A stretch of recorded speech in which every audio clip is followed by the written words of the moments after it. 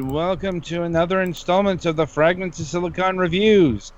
3 reviews up this week, the first of which is Defend the Keep. Like the title might imply, this is a defense game. Specifically, it is tower defense. Been a while since we've reviewed one of those. I remember, what was it, about 10 years ago? Like, tower defense games were just all over the place. Now they're fairly rare to find. Yeah. No, maybe that was just pure oversaturation. Maybe it was another probably reason. Some of that, and probably some of there's only so much you can do with tower defense. I suppose that's true. I mean, at the end of since the ultimate goal of a tower defense game is to basically have it play itself. Yeah.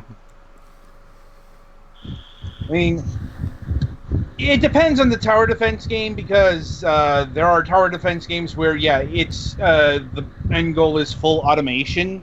Oh no, yeah, there are ones where you can and have to take a more active role during the waves. And this but is like the classic tower defenses were very much like, well, you build in between the waves and then see whether or not what you built works. Yeah, and this is actually pertinent to this discussion, because Defend the Keep is one of the latter. It is an active tower defense game. It's a tower defense game where it's not just, you build your typical towers, but you've got the central tower as your avatar, and that's the one that does the active attacks. And indeed, this is where the game goes just absolutely wrong. Because all the emphasis is on the central tower, the actual traditional tower defense elements. They're treated as an afterthought, and I can tell this because they don't give you shit for money in the rounds. Like all of the attacking units are way too fucking expensive. About the only thing you'll be able to build with consistency are walls. Yeah, it's impressive because, like, a tower defense game, it's pretty simple stuff.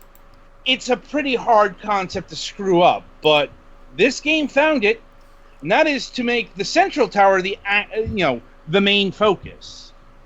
And do you only have to protect that one, or do you have to protect a bunch of other ones? You have to protect the entire village, and you're scored on how much you protect. And there's and the central tower itself has 3 attacks. It's got a fireball. It's the large AOE attack.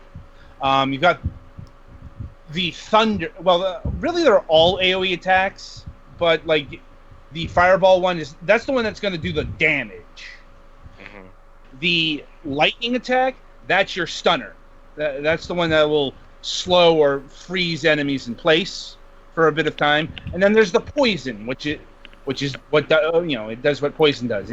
It gradually drains life.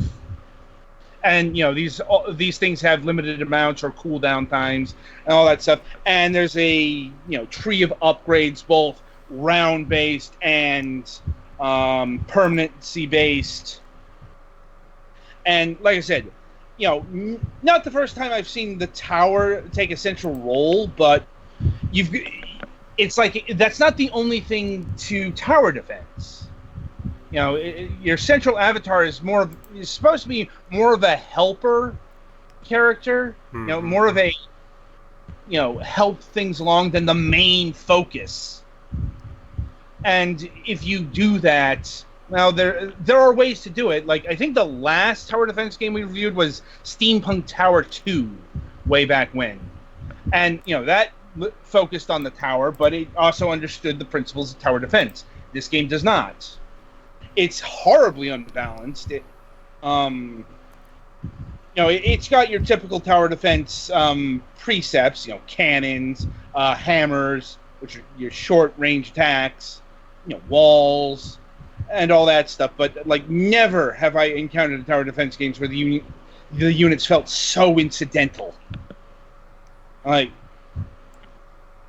It's astounding. I think I played about 3 rounds before I lost one, and I just no.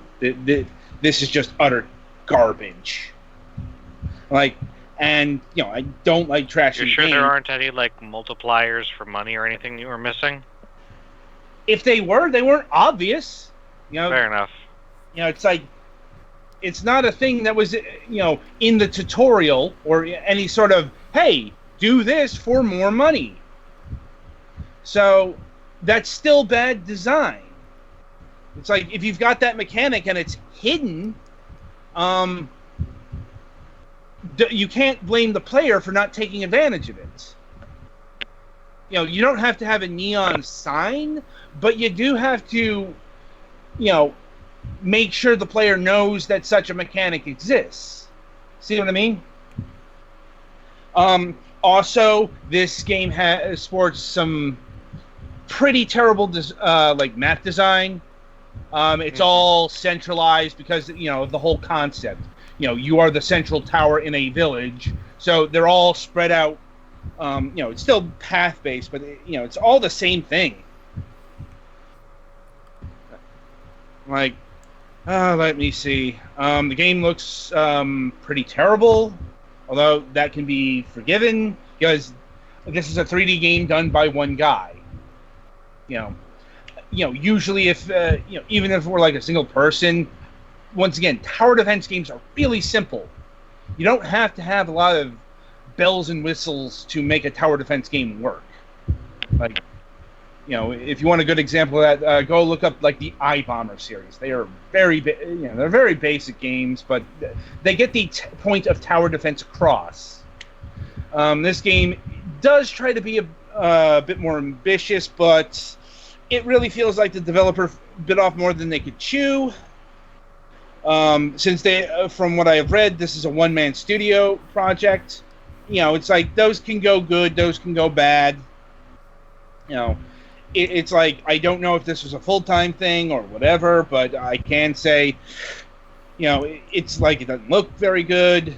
I'm like, it runs horribly. Like, once again, like, I'll grant that my computer isn't the most powerful thing around, but I shouldn't be having massive load times and stuttering issues with a tower defense game. Like, not unless you're going super ambitious, like, a defense grid game. And even then, I don't recall that game giving, like, my previous laptop any problems. It's been a while. Music.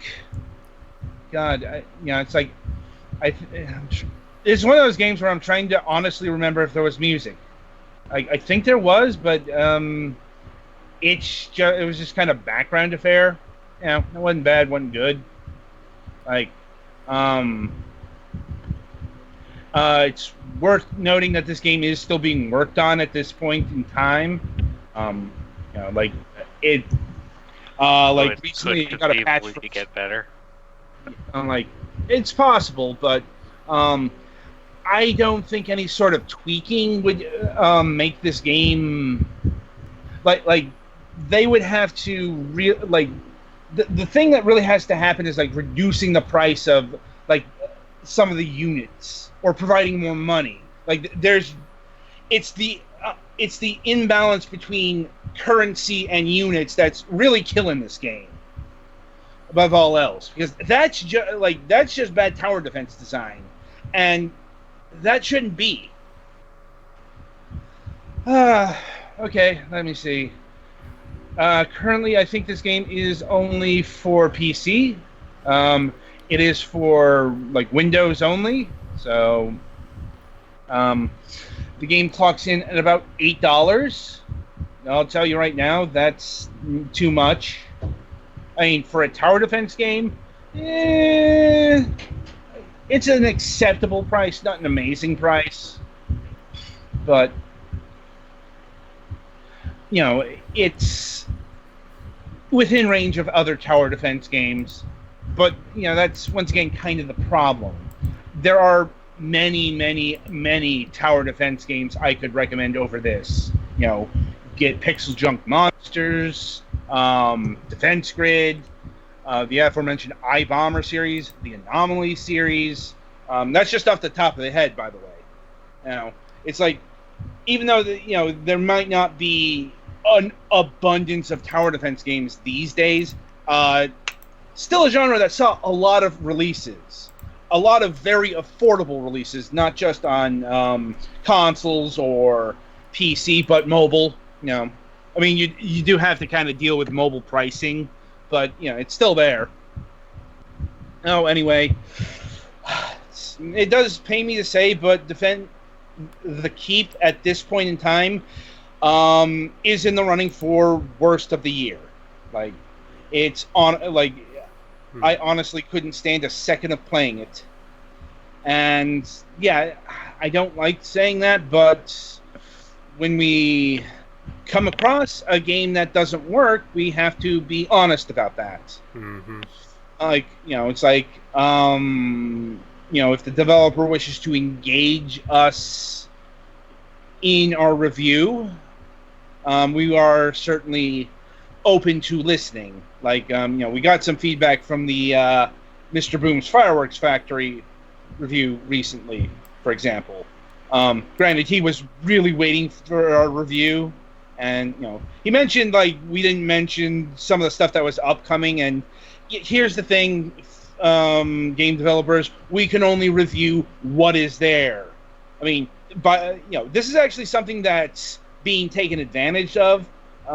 Maybe we'll talk about that this week. Maybe something else. Anyway, Defend the Keep. Flat out avoid. Right. So with that in order, be sure to tune in after the break as we'll be reviewing. Galix will be reviewing Devious Dungeon 2 for the Nintendo Switch.